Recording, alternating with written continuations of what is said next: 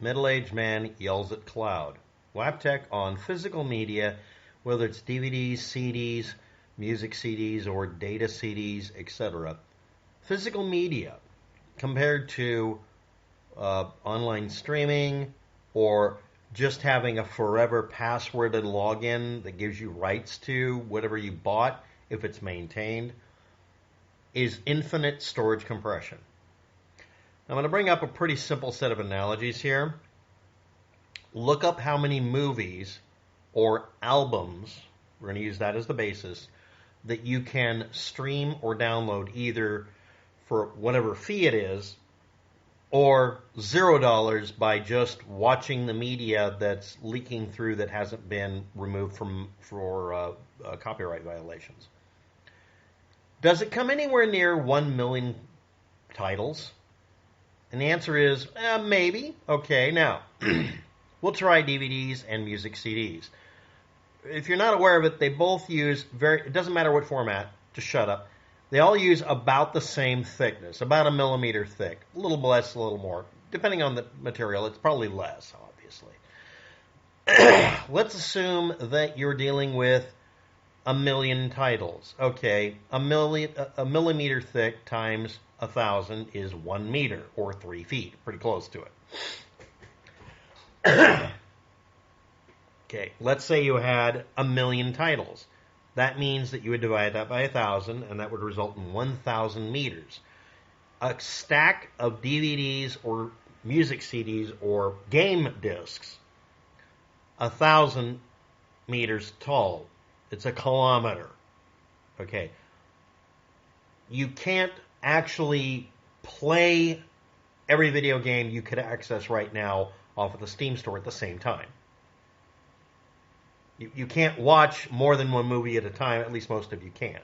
The majority of people don't even watch them continually one after another. There's this concept of infinity and zero always meeting. If something takes up zero space, it means it's infinitely large in another way of looking at it. The amount of space I have in the room I'm in, which I don't let people see because it's a distraction in my videos.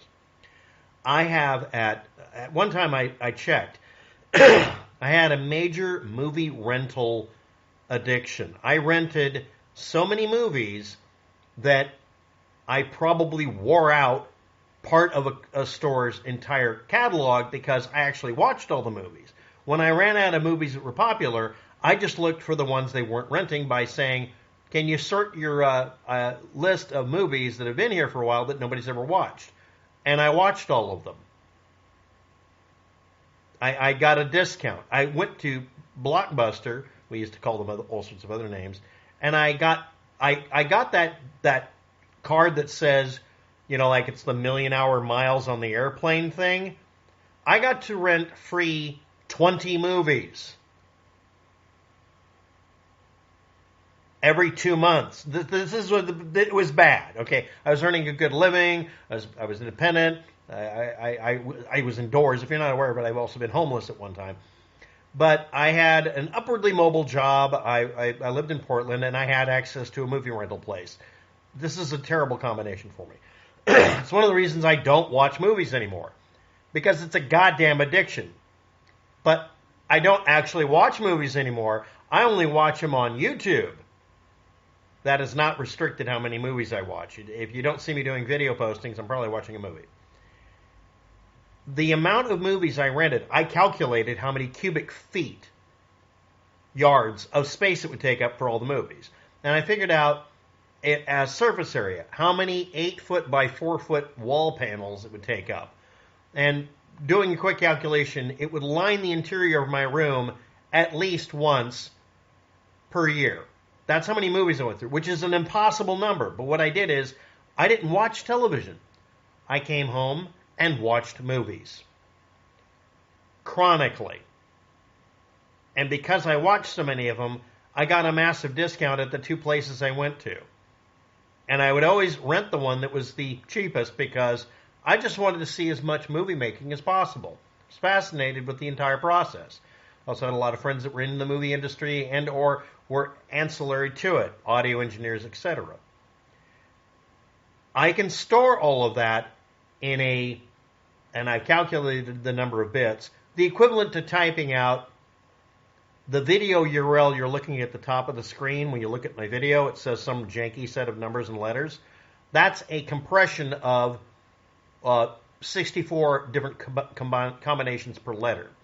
That number of combinations there, it is the level of security and the level of pseudo-randomness and entropy needed to make a password, login, and a confirmation code. The amount of effort that little blip on the top of the screen uses to make sure all the videos don't get confused with each other is the level of complexity you need to be able to set up an account on Netflix or whatever. Because that, if you're not aware of it, that's actually kind of the standard that's used, is that level of encryption and or compression that you have to use when you pick a password and a login. And that's all it's needed, and that takes up zero space. Zero space, which is written out in quotes around both words, is the concept that, and this was predicted back in the 60s or even earlier, someday in the far-flung future, you'll be able to have a library with, hypothetically, an infinite number of books in any arbitrary space because all of them take up zero space. You simply have to have permission to access the book. You, at that time, they would have said lease or rent it for an incredibly tiny amount because there wouldn't be any charge per book. You would just be accessing a library. Literally, the concept of the library as well as the library up the street you know about where you get a library card. Also, many of you know that you can just go to a library and just start reading books. Your brain does not have an infinite capacity or an infinite compression level, nor does the library. It has a finite number. But now we're at the point, if you're not aware of it, most of you have computers that can store the Library of Congress, if you wanted to, by just buying a couple of dozen really cheap and probably questionable hard drives, and then spending the next 8 years putting data on them. Or you can, yes, this is the thing, you can buy an entire copy of everything ever printed as a book that's in public domain, including the original stories that were used by Disney to make the movies they have. Just, it's a book. It's been out forever. It doesn't have any copyrights to it. They can't own it. There's no rights ownership for public domain. You can get all of these things for free. You can go to the Gutenberg Project and just read it. The archive.org website, read it. And they are zero-spaced. Unless you print out any of it, it takes up zero space. And the concept, hypothetical and theoretical and philosophical, was if you could have an interconnected network of computers. They literally almost said the fucking word internet. And this is the 60s. If you could have an interconnected set of computers where you could read text and view pictures, because literally the web, and they also said, dare I say, watch movies, you would have access to everything and own nothing. You would have no property to take care of. Now, this is an advantage to it. If the building I'm in burns down and I have memorized literally a password and login, it isn't much effort, even if I'm supposed to have some sort of dongle or plug-in device. Some systems actually use that for streaming. But I would just go buy another one, reassign everything to that one, and plug it in if it's a dongle or some other device. But I would literally just have a password, log in, and go on the internet with a cell phone I bought out of a store that's cheap, or just get one out of the garbage bin and activate it, and I could watch my movies. Well, what are your movies? All of them. There is a feature on some streaming services, not the ones you find most of you in the United States, to just watch any movie that exists. Every movie. There's more than one person who's done the novel Dune. There's several versions of it. One of them is not quite public domain, but they don't charge you to watch it. There are works that were created by, this is going to sound strange, the U.S. Marine Corps that by definition cannot be charged for. So you can watch an odd assortment of classic movies and depictions of books as movies that are public domain because, oddly enough, the U.S. government produced them. Or the U.S. government produced them for consumption by schools, but they're by definition free to use for any American and effectively no copyright allowed. They're just free. Add to that the absolutely mind-bending number of books that are out there. And then on top of that, one of the services I saw would take any book and yes, it's using AI utilities, but it's the good kind, to make a movie of it, and it's watchable. And again, it's a password and a login, and if you pay for it, you paid it for the period of time you watch it.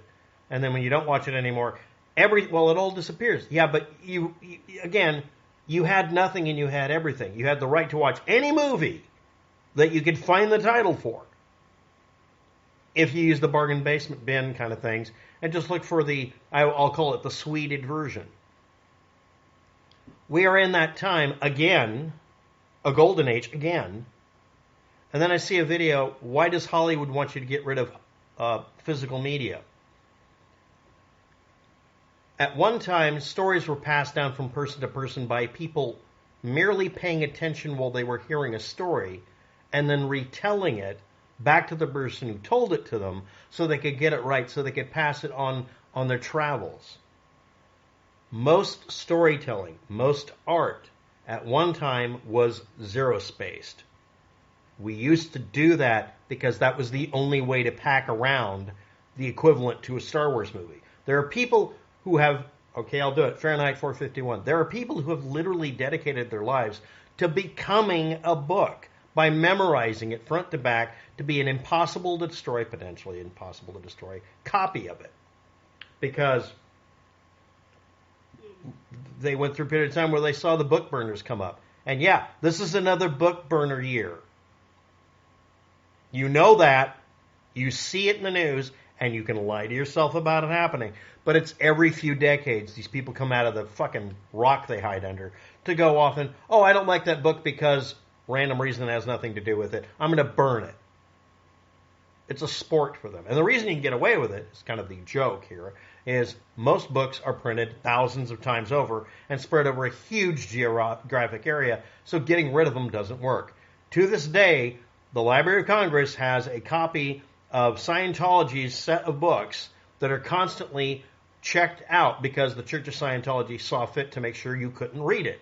And then there are people like me, Fahrenheit 451ers, I was in Portland at the time, that would get a hold of these books and, quote, steal one page out of the book at a time, image it, retype it laboriously, getting the fonts and spacing correct, and then dump it on the internet so people could speed assemble it and read the whole damn thing. I'm only guilty of doing fair use copying of data, a small section, etc. But we all did it, and the Anons stole their books. So they can't lie about what was in it, what L. Ron Hubbard's crazy rantings were, or genius beliefs, if you want to believe it that way.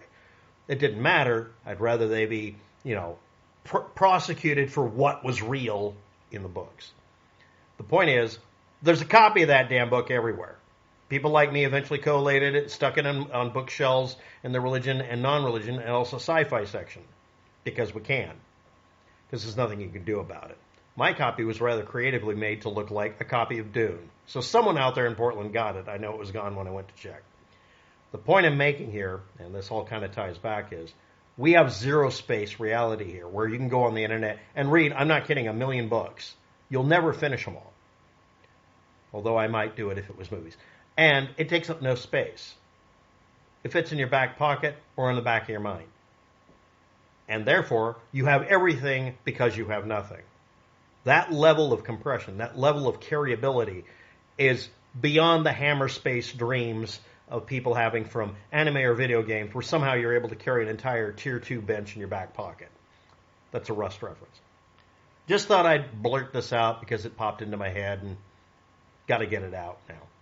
Now I'm going to go get a cup of coffee and see if I get even more weird. But again, we don't live in a golden age unless you make sure it stays that way. And the way you do it is exploit the living hell out of it. If you have a Netflix account, rent every damn movie and then unrent it. You're going to remember part of it or not. You don't need to watch it millions of times. Get the sweeted versions. Thanks for watching. Have a good day. Good luck with that. Hope that this has been useful for some of you.